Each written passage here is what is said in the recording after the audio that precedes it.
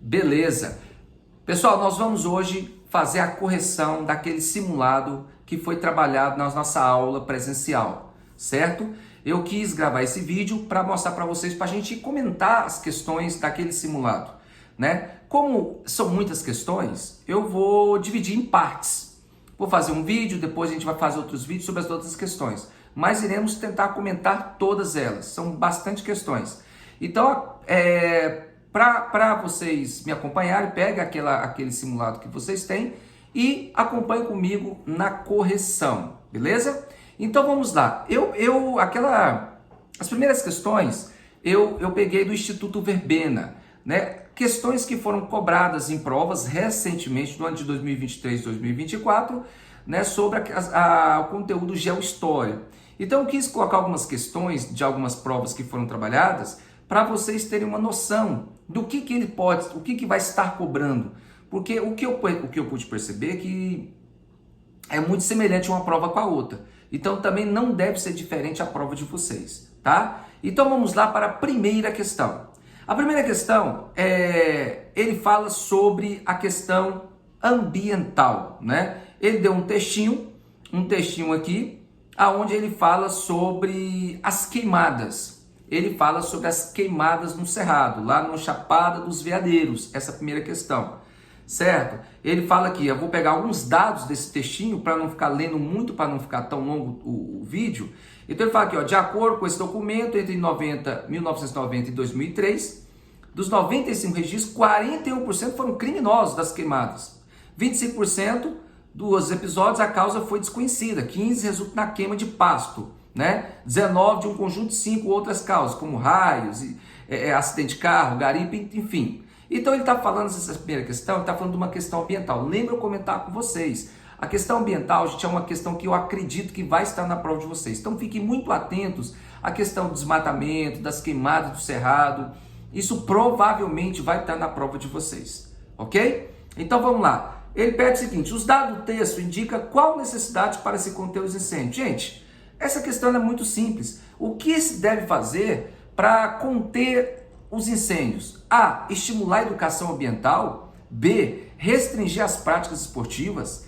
C. Encerrar o acesso humano. E D. Investir no turismo local. Gente, essa questão é muito simples. É a letra A. Estimular a educação ambiental. Nada melhor do que você estar ensinando os jovens, as crianças a lidar com a vegetação, com o bioma, a não prejudicar, a não destruir, né? Ensinar a preservar o meio ambiente. Isso é muito importante. Então, o estímulo educacional ambiental, letra A. Então, é uma questão muito simples, essa questão lá que caiu na prova de Morrinhos. Questão número 2, também outra questão que fala sobre a questão ambiental.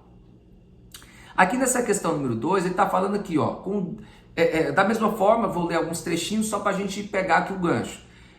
Com o desaparecimento das espécies e ecossistema, desaparece de igual o modo do conhecimento sobre eles que foi acumulando historicamente pelas populações tradicionais. Ele está falando o quê? Sobre o desaparecimento das espécies dos ecossistemas. E o que provoca a destruição da fauna, da flora, a morte de vários animais, a destruição de várias espécies vegetais? Nessa questão número 2, gente, ele está falando o quê? Do desmatamento ambiental, né? Que é um problema muito sério em vários biomas brasileiros. Então a 2 é a letra B, o desmatamento ambiental, ok? Certo? Vamos lá para a questão número 3. Ele aqui, essa questão número 3 é outro textinho também, que ele está falando sobre o Bartolomeu Bueno, né? O senhor Luiz Mascarenhas, que veio na região e observou o Bartolomeu Bueno, né? E o texto fala sobre o Bartolomeu Bueno da Silva, né? E quem foi o Bartolomeu? Bartolomeu foi o fundador do estado de Goiás. Na verdade, não era estado ainda, né? Ele foi fundador dessa região que veio a chamar Goiás. Foi ele que encontrou ouro no ano de 1722, né? Em julho de 1722, e tornou-se o primeiro superintendente, né? Que era da capitania de São Paulo, que depois, mais tarde, em 44, se tornou capitania de Goiás, e em 49 veio para cá o primeiro governador de Goiás, o Dom Marcos de Noronha, como falamos na aula presencial. Nessa questão número 3, ele está falando sobre o quê? O relato apresentado contribuiu para qual imagem do Bartolomeu? Gente, essa é outra questão muito simples também. Explorador e organizador da cidade? B, violento, educador dos indígenas? Nós não falamos sobre isso em momento algum.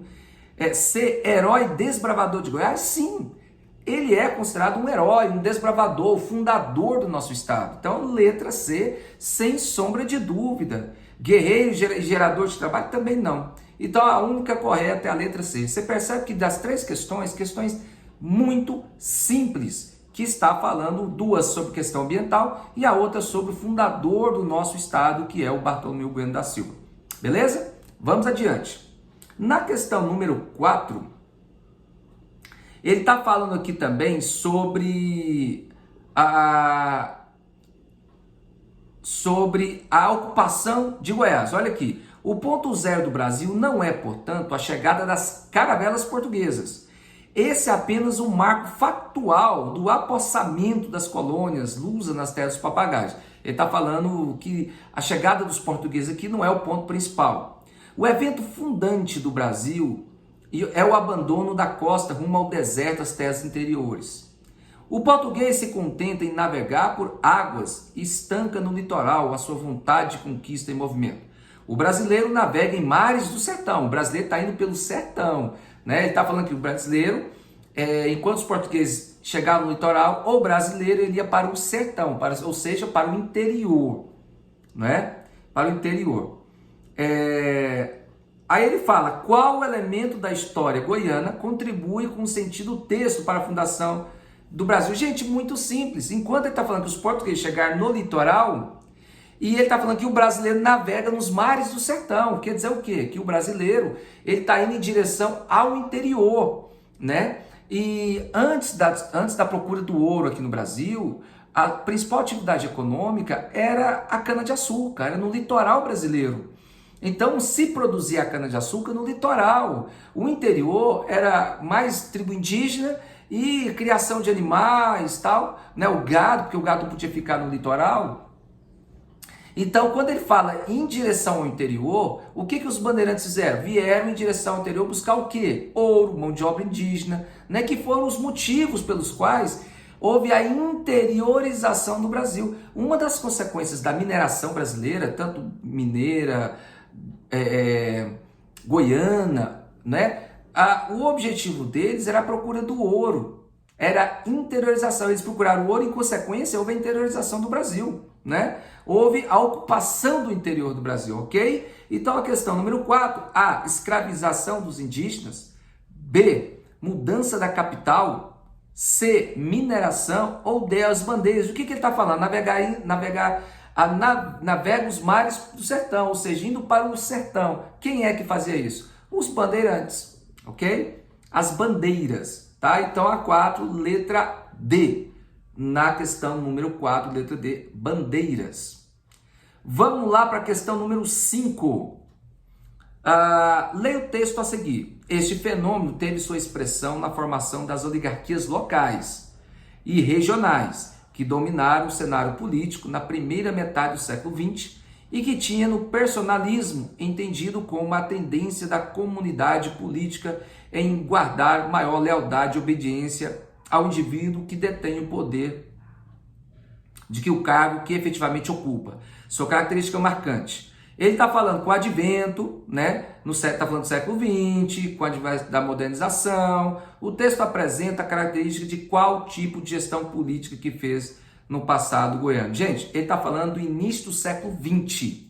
Se é início do século XX, lembra aquela linha do tempo que eu passei para vocês lá no quadro, expliquei período colonial, pré-colonial, colonial, imperial e republicano. Lembra eu falar para vocês que a República, a proclamação da República, ela teve início no dia 15 de novembro de 1889, certo? A proclamação da República. Então, início do século XX, qual é a gestão? Né? A, coronelismo, B, populismo, C, republicanismo, D, social-democrata. Mas aqui tem um detalhe, né? Nós estamos falando de início do século XX. Ele está pedindo assim, o texto apresenta as características de qual tipo de gestão política? não é forma de governo. Que fique claro.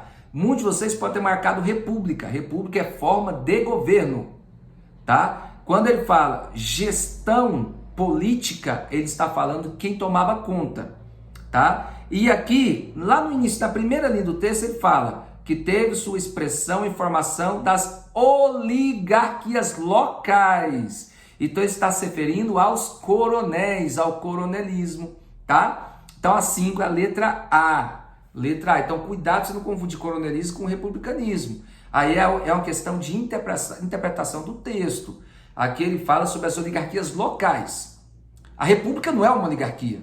Na república é uma forma de governo onde as oligarquias estavam inseridas neles. Então ele está falando de oligarquias locais. Então quem representava as oligarquias? Eram os coronéis, né? Os grandes latifundiários, produtores de café. Então essa questão é a letra A. Tá bom? Uma questão que você tem que prestar bastante atenção. Isso aqui é uma questão de interpretação. Beleza? Vamos lá para a questão número 6. Qual festa tradicional? Essa 6, gente, eu vou passar essa 6, porque essa 6 ela não vai cair na prova de vocês, porque ela fala qual a festa tradicional de Morrinhos. Isso aqui é uma questão específica de Morrinhos. Então isso aqui não vai cair, então vamos passar para frente.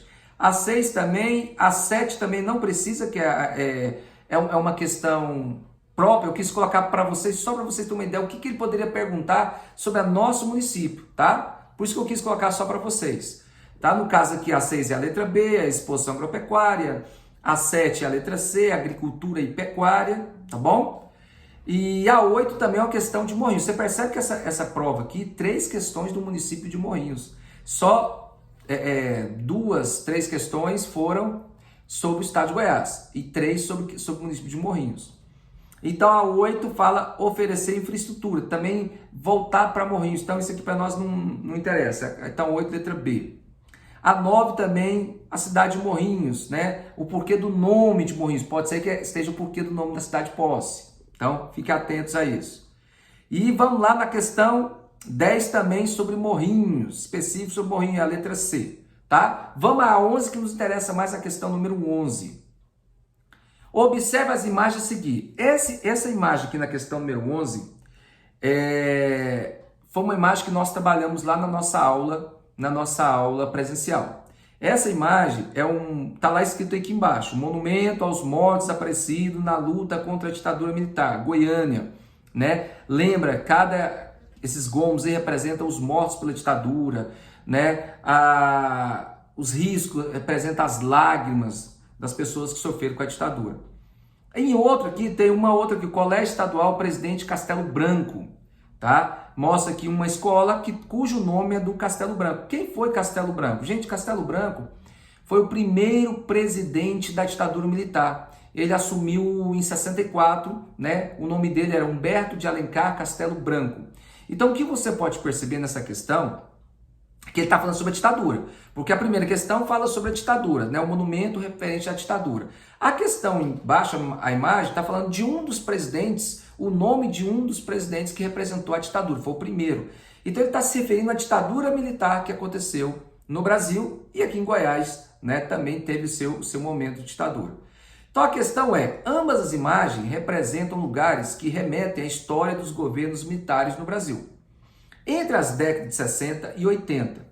No entanto, há uma diferença na forma como remontaram esse passado, pois representam respectivamente. Então ele está pedindo para você analisar, sempre quando disser numa prova respectivamente, ele está falando para você colocar em ordem, tá? Toda vez que falar respectivamente, ele está pedindo para você colocar em ordem, analisar a primeira imagem, depois a segunda imagem. Vamos lá. No entanto, há uma diferença na forma como remontar esse passado, pois representa o quê?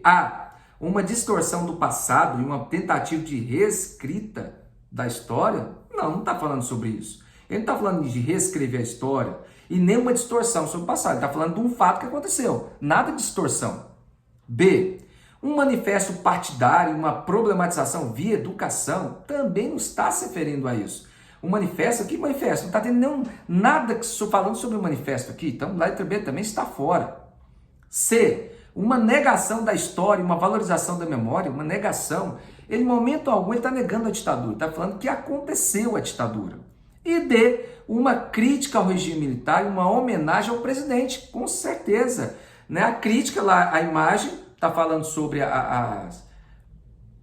o que a ditadura proporcionou, né? As mortes de várias pessoas, e a escola ele homenageou o presidente, colocando o nome do presidente no nome da escola, né? O Castelo Branco, beleza? Então, letra D, a questão número 11. Questão número 11. Vamos lá para uma outra questão aqui, sobre que caiu numa prova lá em Turvânia, neste ano, agora em janeiro, tá? Em janeiro. Ele também, essa questão, ele está falando, percebe-se que lá na prova de Morrinhos está falando sobre a questão ambiental. Começou falando sobre a questão ambiental. Na prova de Turvânia também começou falando sobre questões ambientais. Por isso que eu afirmo para vocês, a probabilidade de cair coisas ambientais na prova de vocês será gigantesca, tá? Porque todas as provas, sempre tem questão ambiental. Então ele está falando aqui na questão número 12, ele está falando o seguinte, ó, sobre os conflitos por água aumentam no Brasil. Aponta um estudo recente, revela o conflito que aumenta no Brasil. Está falando sobre a questão da falta de água. Já matei a questão. Ó, aqui, ó, na primeira linha, conflitos por água aumentam. Se é conflito por água, é porque não está tendo água, gente. É escassez de água. Se você tem água à vontade para todo mundo, ninguém vai brigar se tem água. Compreende? Se tem muita água para todo mundo, quem é que vai brigar? Se tem à vontade. Então, se há um problema, ele está falando da falta de água, né? Aqui do texto. Aí ele fala aqui mais um pouquinho do texto aqui. No período analisado pelos pesquisadores, o maior causador do conflito pela água foram disputas entre grupos econômicos, ou fazendeiros de um lado, povos tradicionais do outro. Em 19% dos casos, da ribeirinhos, etc. Ele está falando, ele colocou um monte de coisa no texto só para dizer o seguinte, está tendo um conflito de água, está faltando água. Pronto. A questão é essa, é a interpretação de texto. Aí os conflitos apresentados no texto falam sobre o quê? Pela brutalidade das comunidades tradicionais, B, pelo aumento da escassez de água, C, pela força dos fenômenos naturais e D, pelo crescimento de incêndios. Não está falando de incêndios, não está falando de fenômenos naturais, ele está falando do quê? Da falta de água, certo? Que está tendo conflito, brigas pela falta de água, né? Ele está mostrando aqui que tem causas, né? Conflitos sobre a água. Então, é a letra B, pelo aumento da escassez de água, certo? É a questão número 12. É uma questão de interpretação de texto, uma questão também muito simples. Percebe que as provas são questões simples. Tá? Vamos lá para a 13ª questão. Recentemente, pesquisadores de diversas universidades e do INP desenvolveram Físico Cerrado, um sistema que é capaz de simular a propagação do fogo em todo o cerrado e apresenta uma taxa de acerto que chega a 89%. Dessa forma, tal monitoramento do fogo do cerrado contribui para que, né? Então, através de pesquisa, eles estão monitorando, criou um órgão para monitorar, né, os incêndios no cerrado. Outra questão ambiental também. Aí, dessa forma, tal monitoramento do fogo no cerrado contribui para quê? Eliminar todos os riscos de queima? Não, você vai pesquisar, não vai eliminar todo, não elimina, não tem como, né? B, apontar os impactos socioeconômicos do incêndio. C, localizar os responsáveis pelas queimadas. E D, evitar a propagação desastrosa da queimada. Gente, a resposta correta da 13 é a letra D. Evitar a propagação desastrosa da queimada. Então, ele é um sistema capaz de rastrear, né? Monitorar o fogo do cerrado. Isso é o quê? Para evitar os fogos, evitar a propagação dos fogos, né? É a questão 13, a letra C, tá? Não está falando de impactos socioeconômicos. Também não está falando sobre localizar quem queimou, quem pôs fogo. E eliminar tudo também não está falando. Então a questão também é muito simples. Se você não tiver assim, não tem noção da questão, vai por eliminatória. Vai eliminar essa aqui, não tem a menor possibilidade de ser. Então você vai por eliminatória, ok? Vamos lá para uma outra cidade Cidade Ocidental, uma prova que caiu em 2023, né? Instituto Verbena também. Vamos lá, a questão 14. O Brasil possui cerca de 3.000 comunidades quilombolas em seu território. Em Goiás, elas também são numerosas, como o Quilombo do Mesquita, na Cidade Ocidental, registrando de 7 de junho de 2006, segundo a Fundação Palmares. Os quilombos são... Então, o que são quilombos, gente? Né? Quilombos são locais, lugares, onde tem os remanescentes de escravos, né? Aonde muitos escravos na época, eles fugiam, não só escravos, os índios também que se fugiam da escravidão, eles se refugiavam em determinado local, onde lá eles viviam, trabalhavam para eles, né? Então era um local onde tinham os negros refugiados. Letra A, povoados constituídos por descendentes de africanos escravizados no Brasil, que mantêm tradicionalmente suas terras e nos limites de sua territorialidade, com prática de resistência que permita a reprodução de seus modos de vida. Sim, a 14 é a letra A. Ele está falando sobre os quilombos, né? Sobre os quilombos. Pessoal, lembre-se, como eles estão falando de quilombos, né? É muito importante. Aqui no nosso Nordeste goiano, na Chapada dos Veadeiros, na Chapada do Vão do Paraná, no Vão do Paraná, tem muitos quilombos, tá? Aqui em Posse, aqui no nosso município, fiquem atentos. No nosso município, nós temos 2 quilombos, que é o Quilombo Olho da Lapa e o Bacpari, tá? Estava olhando, pesquisando, e o Quilombo Bacpari também, ele é reconhecido pela Fundação Palmares. Então, no nosso município, nós temos 2 quilombos, tá? Olho da Água da Lapa e o Bacpari, são 2 quilombos já reconhecidos pela Fundação Palmares. Não esqueçam disso, 2 quilombos, ok? Então a questão 14, a letra A, ele está pedindo o que significa quilombos. É isso que você tem que responder, tá? É nessa questão número 14.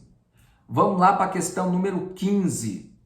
Na década de 40 e 50, diversas lutas camponesas, essa questão aqui, gente, eu falei em sala de aula, essa questão número 15, tá? Entre a briga dos camponeses, entre poceiros e grileiros, lá no norte do estado de Goiás, tá? Lembra eu falar de vocês, até coloquei no material que eu disponibilizei para vocês sobre este conflito, um dos maiores conflitos do Brasil, questão do campesinato, no campo, tá? Na década de 40 e 50, diversas lutas camponesas tiveram como um de seus fatores as políticas de colonização agrícola do governo federal, nas chamadas frentes de expansão. No norte de Goiás, emergiu um conflito agrário que durou uma década, promovendo uma experiência de autogoverno dos camponeses, mas que foi violentamente reprimido na ditadura. Destaca-se o conflito da liderança do José Firmínio e José Porfírio, cuja luta ficou conhecida como a Guerra de Canudos? Não, está falando norte de Goiás, Guerra de Canudos foi lá na Bahia. B, Guerra dos Contestados? Também não, a Guerra do Contestado foi lá entre o estado do Paraná e Santa Catarina. C, Revolta de Trombas e Formoso? Sim, nessa revolta de Trombas e Formoso, tá? Essa questão nós falamos em sala de aula, importante. E D, Massacre do Eldorado? Também não. Então a resposta correta na número 15 é a letra C, Revolta de Trombas e Formoso. Questão número 16.